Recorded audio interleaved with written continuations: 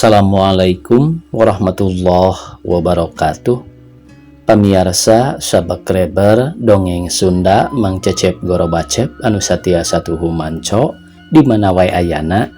Dina dangat ayana urang neraskeun hanca dongeng Tesangka Lamunan Laksana bagian kedua. Ieu yasana Bapak Atolib.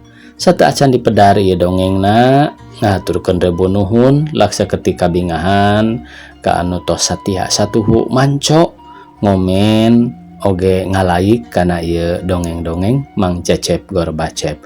Mudah-mudahan eta kasayan dibalas ku Gusti Anu Maha Suci. Amin ya Allah ya Rabbal alamin. Sumangga supados teu nyangkolong teuing kana waktos wilujeng ngadangukeun.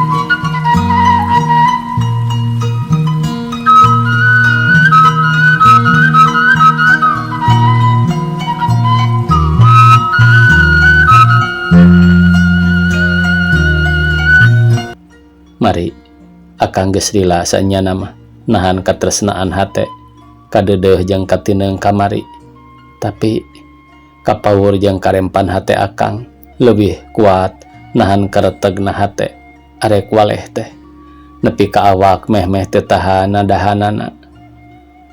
Ayeuna akang bagja lir mobok manggih gorowong kagunturan ku madu paribasana aya jalan geusan tembrakeun eusi hate nu geus aya tauna ku akang dikemu. Ayeuna akang terang yen henteu hate akang bae nu ambon sorangan teh tapi sami jeung mari oge. Tapi sejeroning bari gede hate teh mari teu weleh akang teh risi da mari oge terang akang mah jalmi teu gaduh saukur arek ngandalkeun tina pangarti anu ayeuna keur ditunggu hasilna. Lamun lulus ujian akang arek neangan gawe tah ku kituna nah moal mata kaduhung kumari domeh akang acan boga gawe anu tangtu. Moal Kang, moal kaduhung mari arek sabar nunggu nepi ka akang boga gawe keur kahirupan urang dina ngabina rumah tangga. Malah mari arek janji moal boga salaki lamun lain ka akang mah. Nah bener eta teh mari moal nepi karobah tina janji. Leres Kang sing percanten bae ka abdi. Nyari kitu mah akang henteu ham-ham moal sumoreang deui hate teh akang percaya kana kasauran mari. Malah keur akang mah jadi hiji dorongan kana sumanget akang. Mugi-mugi akang diparengkeun ku pangeran menang jalan hiji pagawean nu baris bisa ngawujudkeun keur cita-cita urang duaan. Cuk budiman bari terus nyarita deui janji ka diri pribadi disaksian ku pangeran. Akang moal hianat kana janji mari. Akang arek tuhu sajabana kamari. Akang moal boga pamajikan sehingga mari masih keneh nohonan kana janji mah. Upami mari jalir janji ceuk neng mari bari neuteup ka budiman. Lah ulah wae atuh mari ulah jalir sing karunya bae ka akang. Budiman ngajawab ganapananya neng mari budina ngadak-ngadak rada semu alum. Piraku atuh Kang, neng mari bari ngalendehkeun salirana kana dada budiman. Raraina ngalenggak nyang heuy bari tanggah bengun anu nangtang asmara. Budiman ngareng hapatena ngageter surser tepuguh rasa bari males teteupna nu geulis. Keur kitu kudu prak sora nu lagrag kana teh hal anu keur kalem dina sawangan asmara ngarenjag meh babarengan darewaseun asa kagebah dariukna ngejat pada silih jauhan. Budiman malik ngalieu ka tukangeunana ngareret kalebah anu ngagoprak katembong ku manehna hiji buku urutna ngapalkeun rag-rag tina luhureun dipan, poho ku manehna acan disimpen kana tempat bukuna.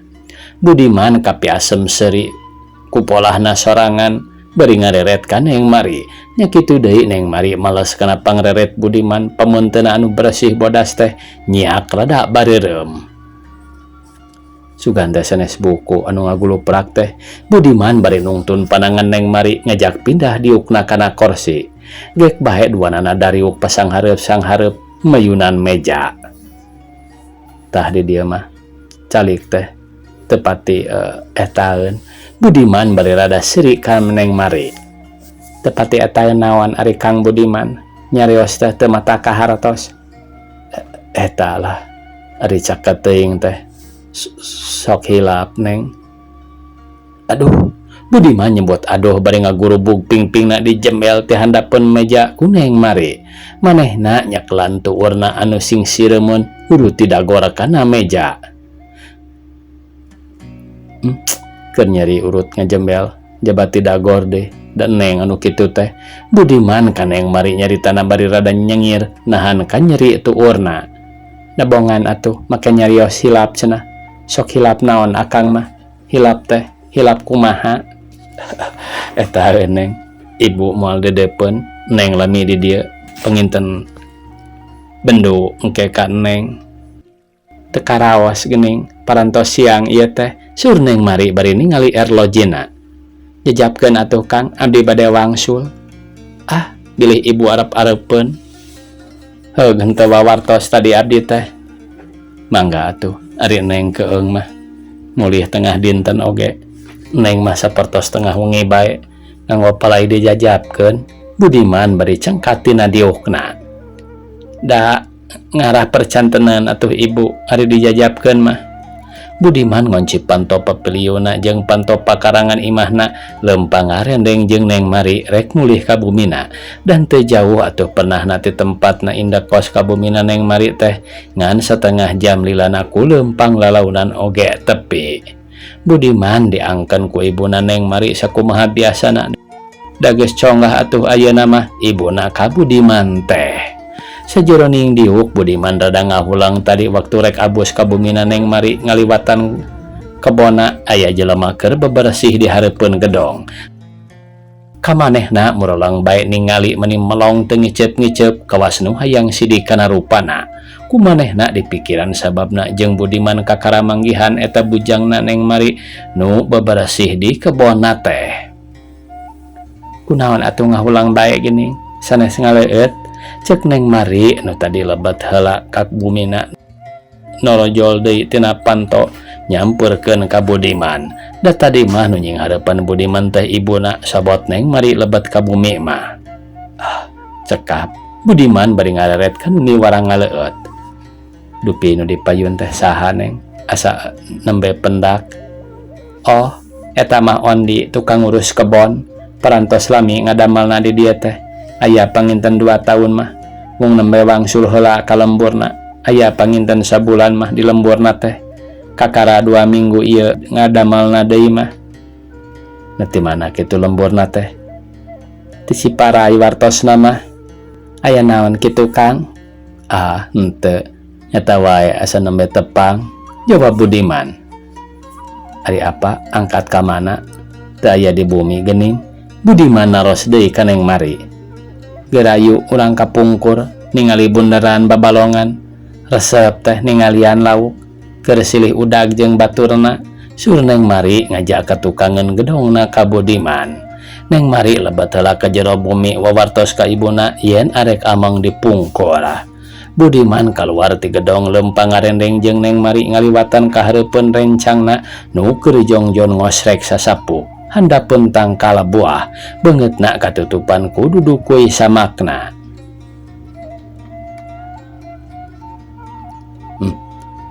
Sarua pisan meh teu aya bedana rupa dedeganana jeung lempangna mani nyeples teu dipiceun sasieur. Cuk Mang Ondi tukang kebona Neng Mari ngadenge ngomong sorangan lalaunan bari sirahna unggek-unggekan kawas nu nganyakeun kana carita manehna sorangan. Budiman jeung Neng Mari arulina di tukangan gedongna jarong jona keur mapai-mapai kebon kembang dariuk di sisi balong dina bangku paniisan handapeun tangkal kembang dayang nu nguyupuk iuh jeung bararesih lalening benang nyapuan beri ngarobrol silih kedalkeun rasa katineng hatena nu geus heubeul pada digenggam can dilisankeun.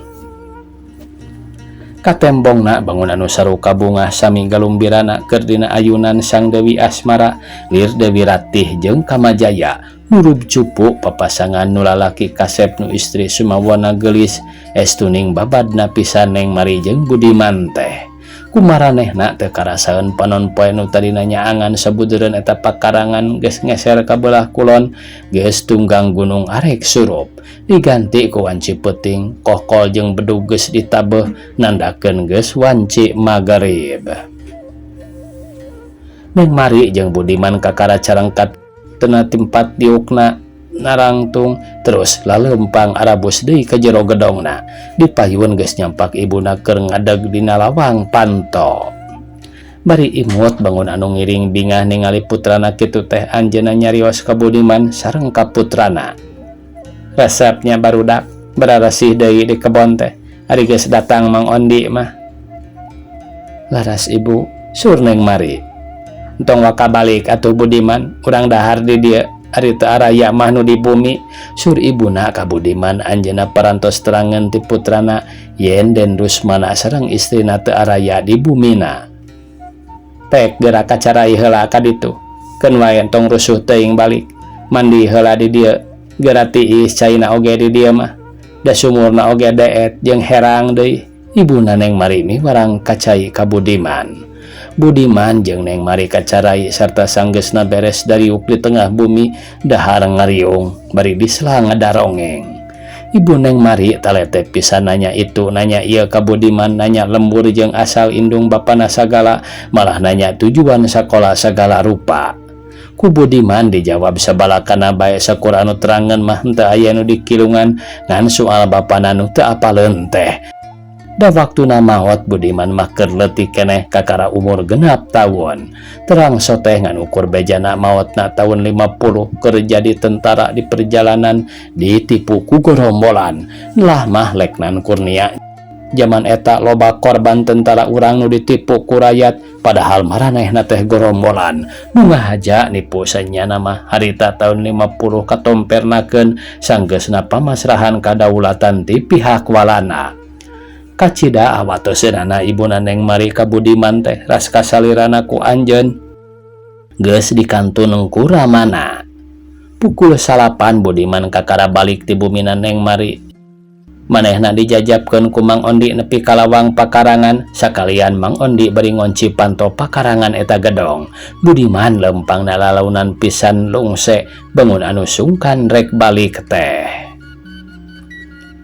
Kaayaan di jalan waktu Budiman balik ti bumina Neng Mari kacida pisan ti iseunana harita kakara 9:30 tapi geus sepi nu lalar liwat sakapeungan saukur mobil nu liwat teh anu ti Bandung arek ka Cimahi. Katambah kaayaan di jalan kacida poekna ninggang kana aliran listrik pareum ka bagian Bandung sabelah kulon. Budiman lempangna tungkul pikiranana setengah ngalamun ingeteun ka indungna, ka adina, jeung ka akina nu aya di lembur. Manehna geus aya kahayang boga maksud hayang geura boga gawe hayang ngentengkeun ka kolotna anu sakitu lilana urut ngurus manehna sakola. Lempangna ku manehna henteu karasaeun deui harita geus tepi ka hareupeun imah panganjrekanana ka bumi Den Rusmana. Di sakurileungeun eta tempat kaayaanana poek pisan. Budiman muka panto pakarangan imahna bari dicaangan ku kayu api. Pantona disurungkeun terus dikunci ti jero. Manehna tuluy abus ka jero papiliona. Brai Budiman nyengat lampu tempel nu biasa geus paranti sakalian pareum listrik nangkot dina kusen jandelana. Budiman darat reret ka sakurilingeun tempatna urut manehna maca buku pangajaran, urut manehna ngopi jeung urutna sare nu masih keneh balatak acan kaberesan. Ku manehna diberesan buku-bukuna, gelas jeung tempat sarena. Ku manehna kareret di lebah pantona aya kertas bodas ngagoler, top dicokot bari diilikan. Bray kertas teh dibuka lipetanana, bet aya tulisan ku pulpen tina beureum, tinta beureum. Manehna bangun anu kaget, sabab eta tulisan teh ditujukeun ka manehna anu kieu maksudna. Budiman, ieu surat peringatan ka anjeun. Lamun hayang salamet hubungan jeung Neng Mari, ulah diteruskeun. Di handapna eta tulisan ayat tanda tinu nulisna ku aksara citak SDM. Satamatna maca eta tulisan Budiman rada ngahulang mikiran eusi tulisan jeung mikiran saha-sahana nu neundeuna. Kumanehna diingat-ingat sugan aya sabab-sababna pang aya nu ngancam ka dirina atawa nu aya patalina jeung kaayaan di lemburna nu waktu harita mah kaayaan masih keneh genting ku kakacowan. Tapi weleh teu kaharti kumanehna teu kapikireun. Tungtung nama gek bae manehna diuk dina dipan beurinang geui gadona ngalamun perjalanan pikahareupeun anu baris kasorang. Kaayaan di luar beuki poek bae sakurilingna geus tiiseun, da puguh rada jauh ka tatangga di tukang tigigir kakuriling ku benteng. Penting eta manehna ngarasa keungeun panto papiliuna dikoncikeun, maksudna rek cucul pakaian rek terus sare. Tapi henteu dug sarena teh lantaran waktu manehna ngalaan kamejana aya nu ragrag tina saku kamejana kertas benang nilap-nilap. Manehna rada kaget memekop ku manehna dicokot teh rada diingat-ingat heula lantaran henteu rumasaeun neundeun kertas dina sakuna. Saha nu neundeun kertas dina saku? Da aing mah asa teu nyakuan kertas. Omong Budiman dina jero pikirna bari dongko mulung kertas anu ngagoler di handap. Brai lipetan kertas teh kumanehna dibuka lalaunan pisan jiga anu ati-ati. Tulisan deui bae geuning ieu teh. Budiman manehna ngomong sorangan ngagerendang. Keur ka aing deui maksudna teh bari maca eta tulisan Budiman ngagerendang lalaunan. Budiman cenah dina eta surat teh ulah kaget lamun peuting ieu manggih nu pikageteun sing tenang jeung ulah sieun-sieun, tapi kudu leuwih ati-ati. Omat ulah kaluar ti imah deui peuting ieu mah sanajan ngadenge nanaon oge.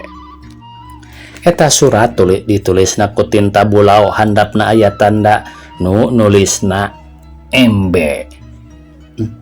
Aya bae pikiraneun teh ceuk Budiman nu tadi eusina ngancam ari nu ayeuna surat teh ngelingan maksudna teh meureun nu nandana MB cenah. Pikiranana mani ulang mikiran eta dua tulisan anu pasalia berlawanan tujuan. Tungtung namah goledag bae manehna teh ngagoledagkeun maneh kana dipan bari dikarimun ku simbutna maksudna arek mopohokeun pikiranana ku sareti bra. Tapi sanajan diperem-peremkeun oge panonna kalah perih batan bisa sare mah kalah guling gasahan, pikiranana asa beuki kusut. Mikiran gawe Neng Mari, mikiran deui dua surat nu teu paruguh atuh kalah kanang karak bari nyileuk bae manehna teh. Keur kitu korosak, keresek, blig, blig, blig. Ku Budiman kadengeun di luar sadaya nu lempang nincak batu ares nu dipake balai pakarangan jalan kana panto imah den Rusmana. Jep deui jempe teu kadenge deui sorana naon. Beletak. Sora kai sadang ngabeletak ninggang kana hiji barang anu teas bareng jeung sora nu nyebut aduh. Prak.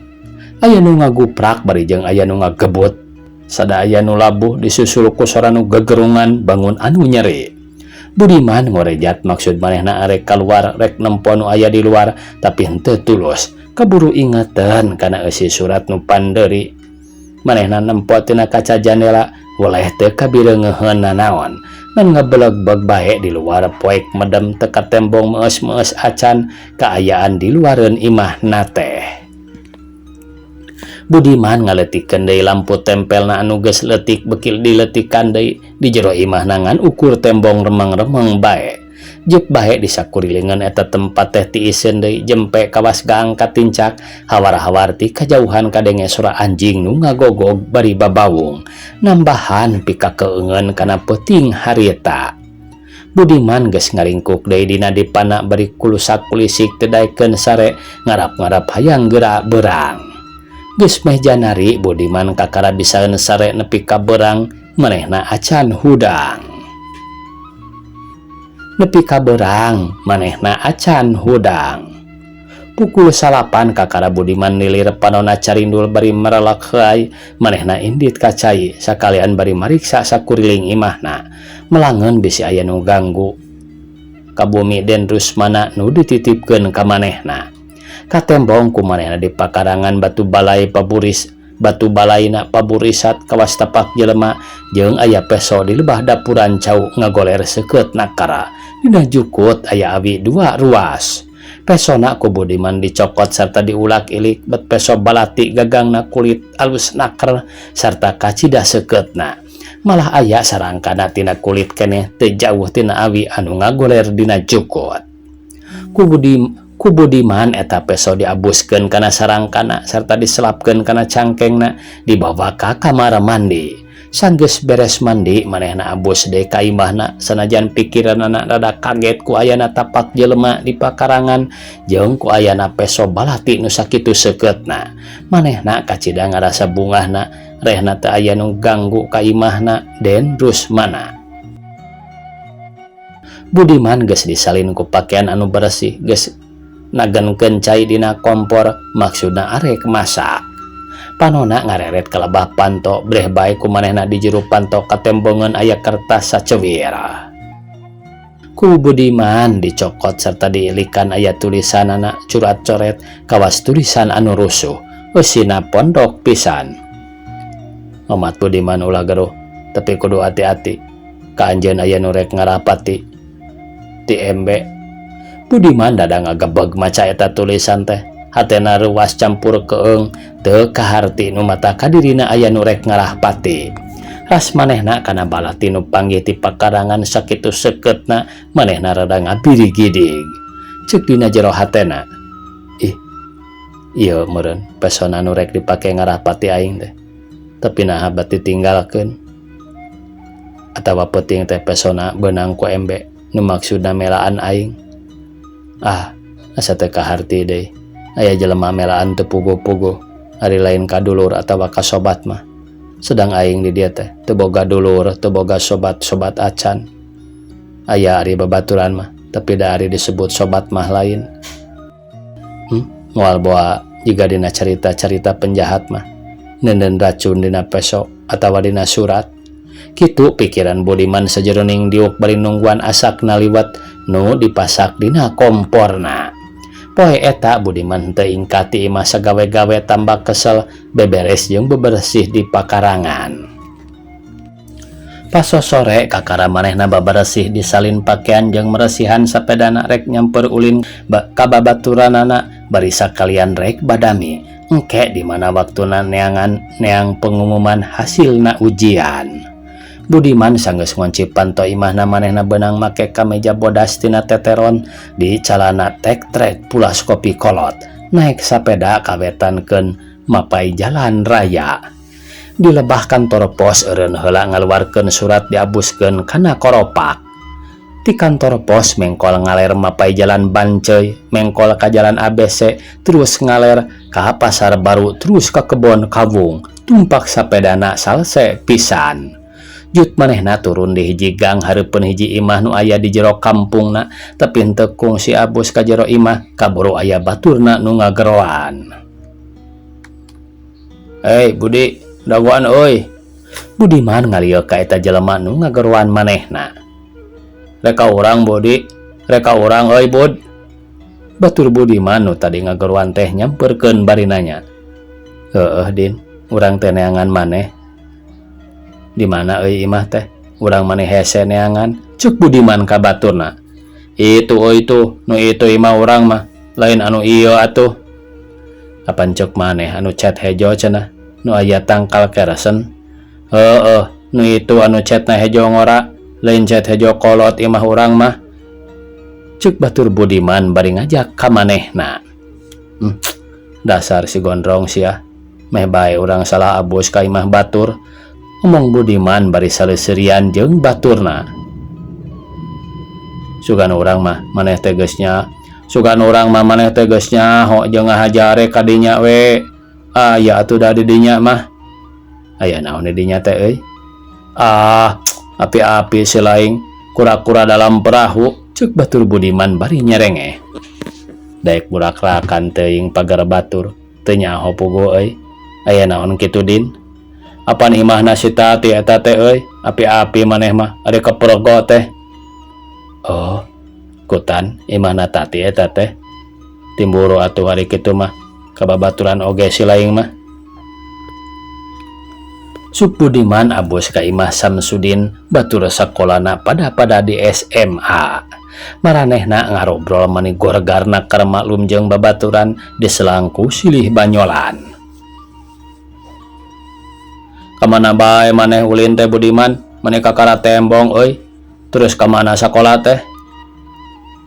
Buntet euy jeugana mah. Moal diteruskeun urang mah teu sehat, kurang vitamin D na euy. Dokter mana euy nu nyebut teu sehat ka si laing teh? Teu percaya dewek mah. Teu sehat lain awak na dewek mah, kurang vitamin D so teh. Pondok kata tina duit. Atuh lamun kitu mah sarua bae jeung urang euy.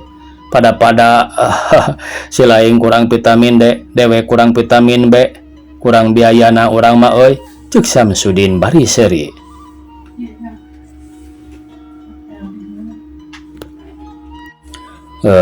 Atuh lamun kitu mah sarua bae jeung urang euy. Pada si laing kurang vitamin D, dewek kurang vitamin B. Ulangi.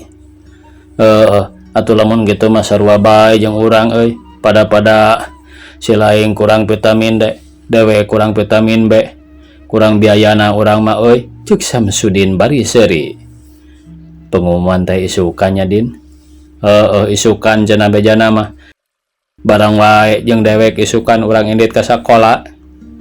Budiman nganjangna di Samsudin nilana keur bari baradami urusan digawe jeung rupa-rupa obrolan nu biasa barudak ayeuna.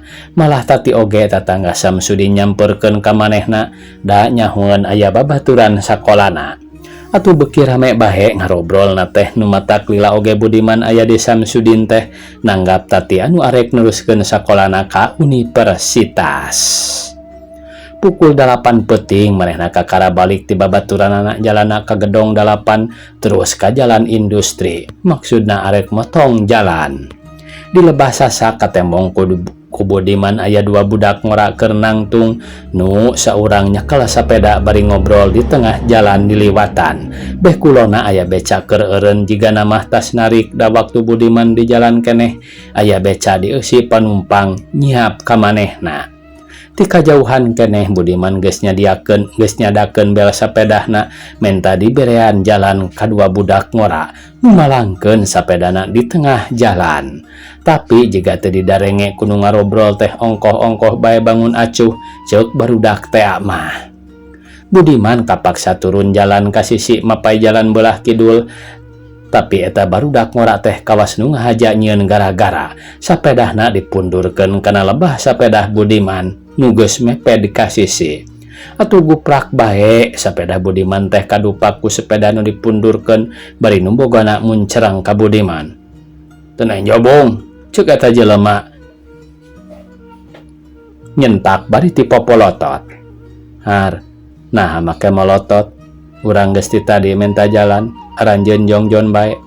Ayeuna urang ngelehan maneh ka sisi. Dihaja sapedah maneh dipundurkeun.